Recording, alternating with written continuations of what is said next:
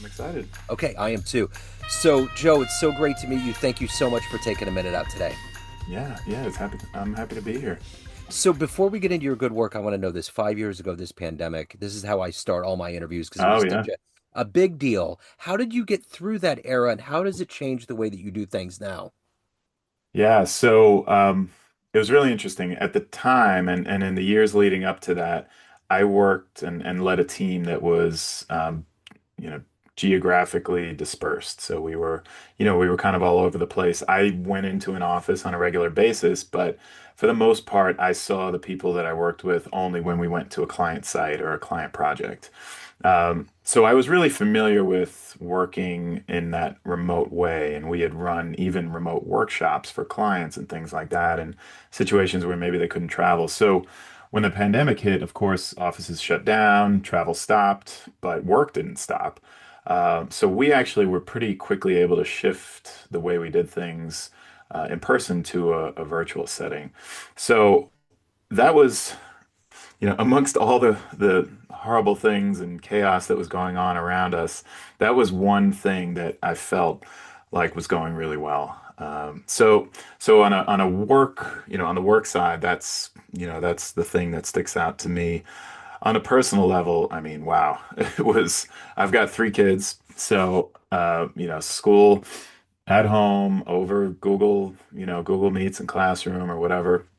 That was really, really tough. Yeah. They had a hard time. We tried to step away from work where we could and spend time with them, but it's a really, really, really difficult time. The one thing on the positive side of that, one thing I remember is we had a lot of family dinners, Yeah. which, Yeah. they don't happen as much now. So, some good things, a lot of bad things, but that's what sticks out in my mind. So let's get to the marrow of what you do on a daily basis. There's a lot of titles. If I put you in front of a bunch of 12-year-olds at career day and one of the kids wants to know what you do for a living, how do you answer them? Yeah. I go into companies and I help them solve their problems. That's kind of how I start. I actually spoke at Career Day recently at my third graders class, so a little bit younger.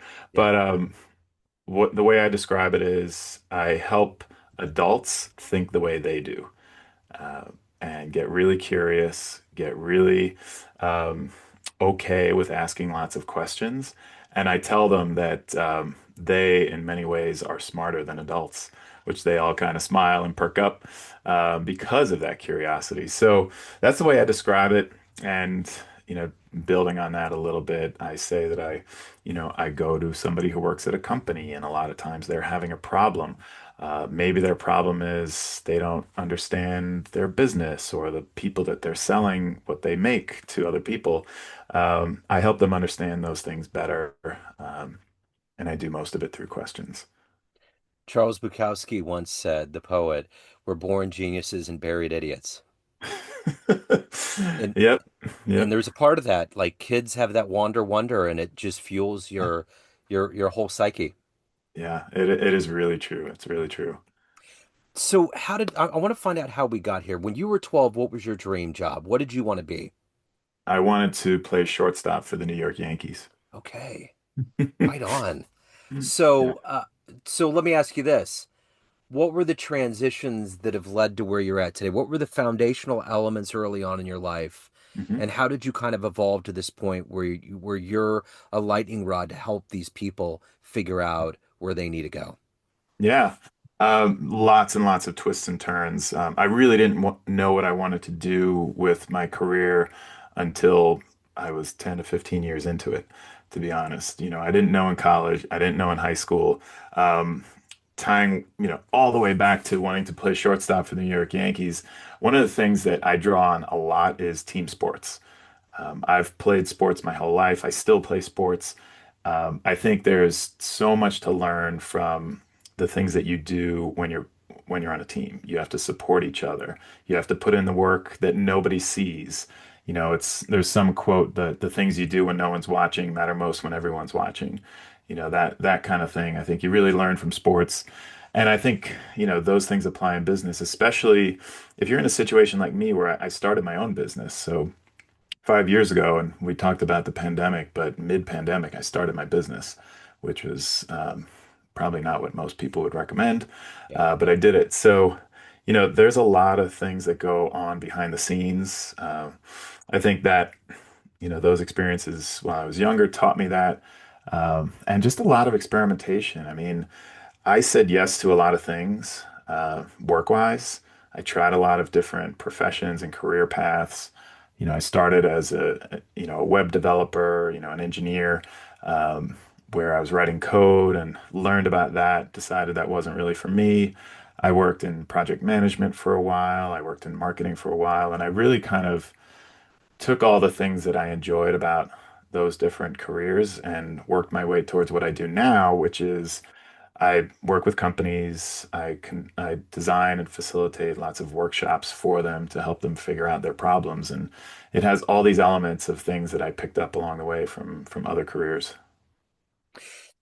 I think about the Yankees here in the last 5 years or so, and there were so many Yeah. opportunities for them to get the crown and for things to happen. And organizationally, there has to be things that aren't clicking. Yeah. Yeah. We could do a whole episode on No, we this. could. I just was thinking about what you were talking about and Yeah. being into sports, and I'm into sports too. And I think about them and I watched it and I'm like, how did Mm. this happen? Because Soto Yeah. leaves, but other people come in.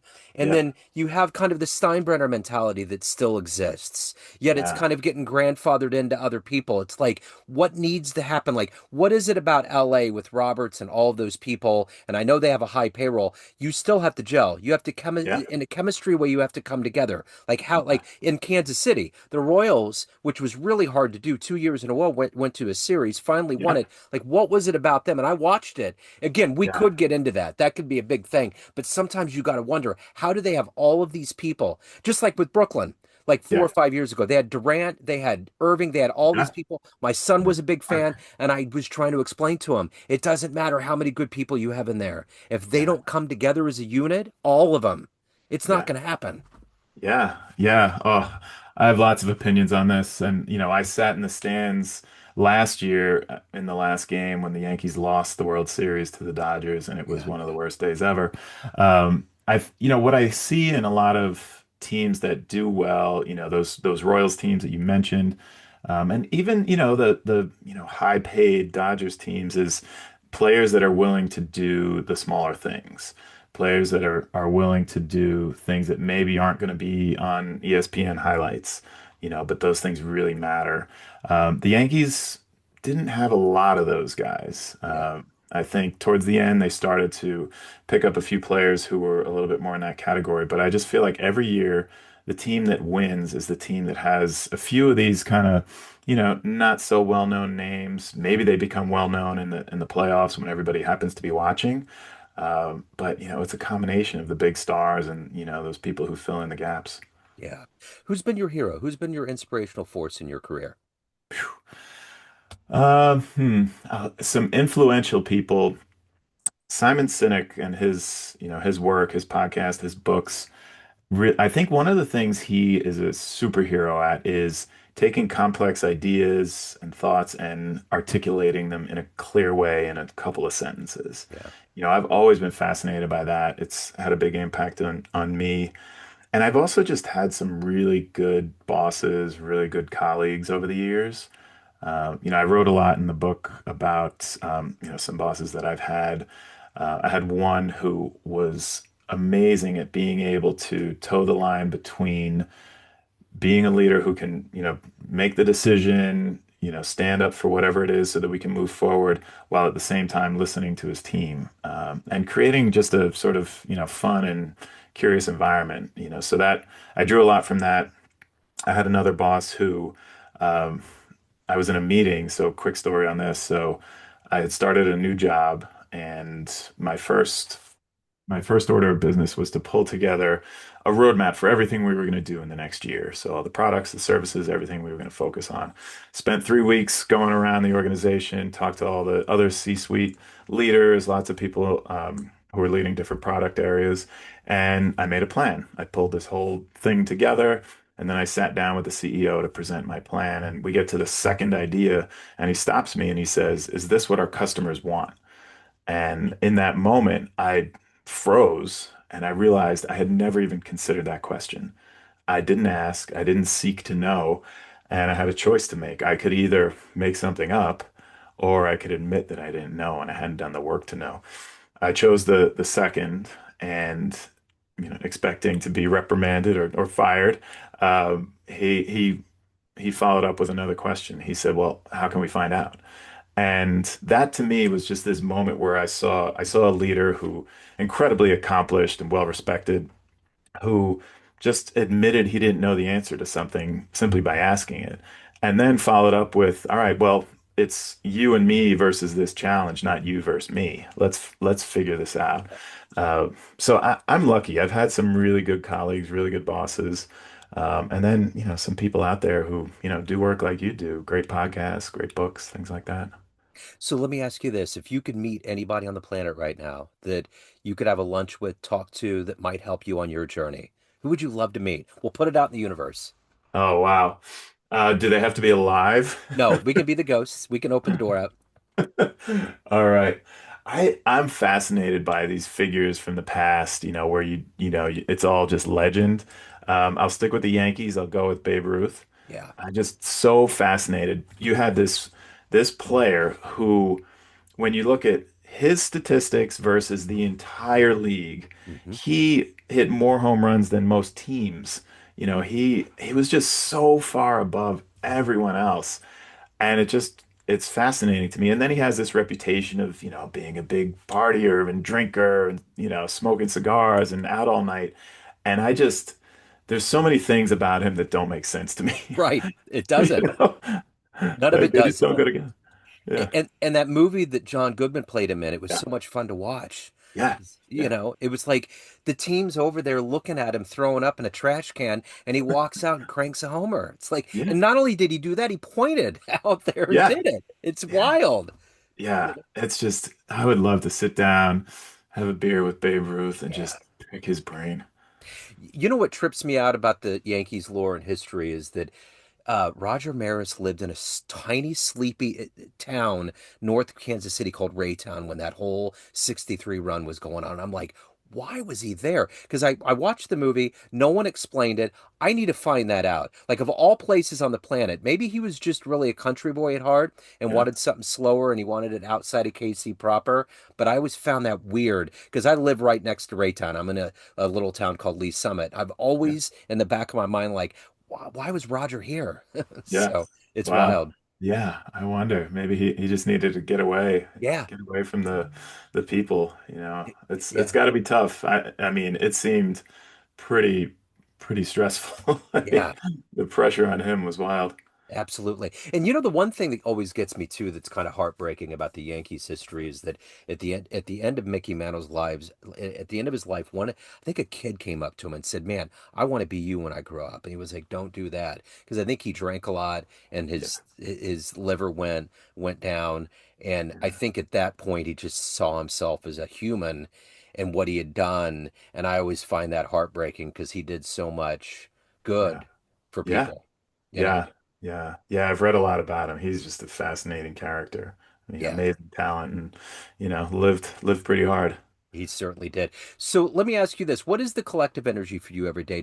Because helping other people, you got to kind of take on what they're all about. And that can be light and dark. What is Yeah. ultimately the energy for you to do your job at a high level, take care of your soul, your family, all of these things collectively? What gets your feet on the floor when that alarm clock goes off?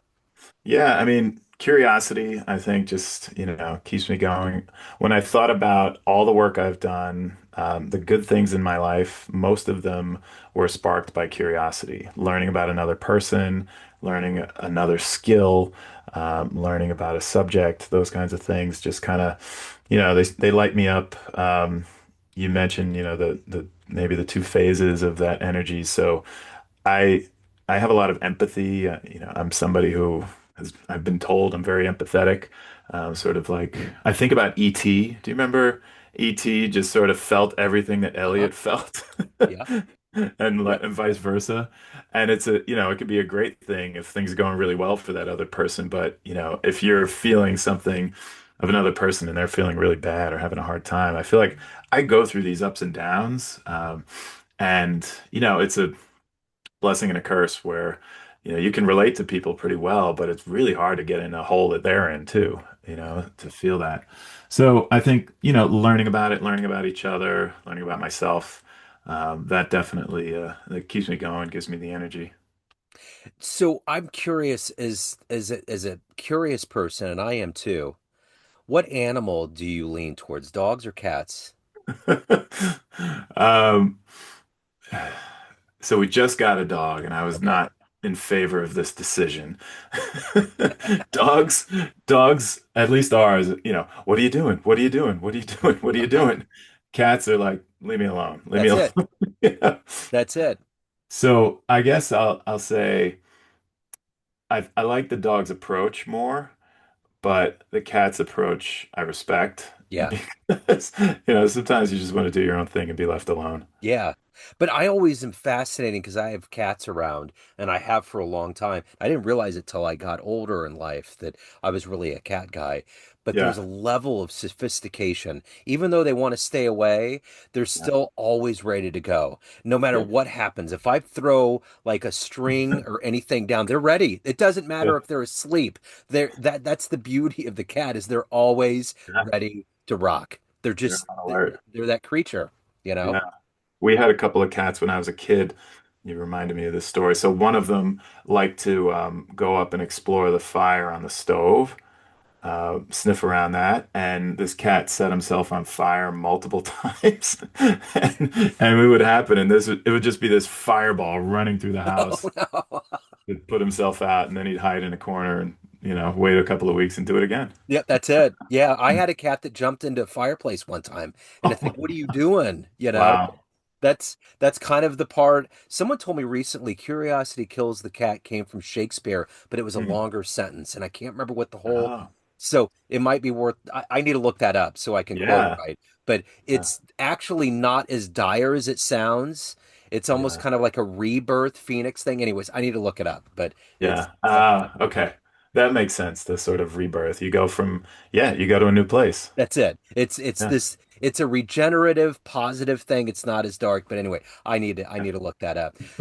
So let me ask you a question. If you were to run into the 13-year-old version of you, that young version of you that wanted to be a shortstop for the Yankees, and you gave that version of you a book, kind of a coffee table book of how your life turned out, would Yeah. that young version of you believe it?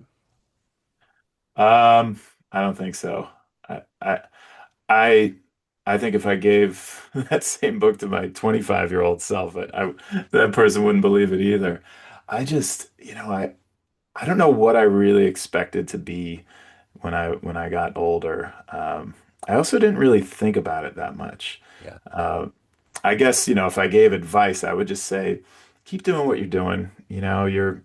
You're enjoying yourself, you're working hard at things, it's gonna work out. yeah, But I don't know if I would have believed that I get up in front of people and speak and facilitate workshops and have written a book. I think that 13-year-old would say, yeah, okay. yeah, yeah. So the bird on your shoulder is your book behind you, Question to Learn. Yeah. Give us an overview. Yeah. So it's all about questions. As I was thinking, so I started writing articles about 8 years ago, LinkedIn, Medium, anywhere that I could. I started because felt a little bit like the oddball at work. I would look at situations and I would question why we were doing things. I would challenge whatever the kind of thinking was, try to go beyond the surface level. And that approach was not always welcome. In some cases was, some cases wasn't. So I started to write about these things just to get them off my chest, but also to figure out what I really thought about them. Writing helps me articulate what sometimes in conversation I can't. So I just started writing articles, and as I did this, I learned that people connected with some of these stories. People would tell me I felt like I was reading my own story. So I did it more and more. It gave me the courage to keep going. And 8 years later, I thought, I have a lot of this stuff. What if I put it all into a book? And that seemed impossible. But I made the decision, said, let's go, let's see where it takes us. And what ended up making up the book is a series of stories. So it's a lot of my own career stories, personal stories. I interviewed a ton of people in different industries. and incorporated their stories. And it's a lot of just ways you can approach situations differently. I talk about meetings and how you can look at meetings in a different way than maybe the traditional way. I look at decision making. I look at, generating ideas, and I tell stories about them that have gone well or not, some of my own, and then offer alternatives. So it's a book. People ask me, who's this book for? And I struggle with that answer because it can apply in so many different situations. I've talked to people in, maybe more traditional corporate roles and innovation roles, but then somebody in law enforcement told me this is totally relatable. Somebody in healthcare, teaching, education, just so many different areas. So I think it's the kind of book that maybe allows you to tap into your curiosity, and just gives you some tools to help you along the way.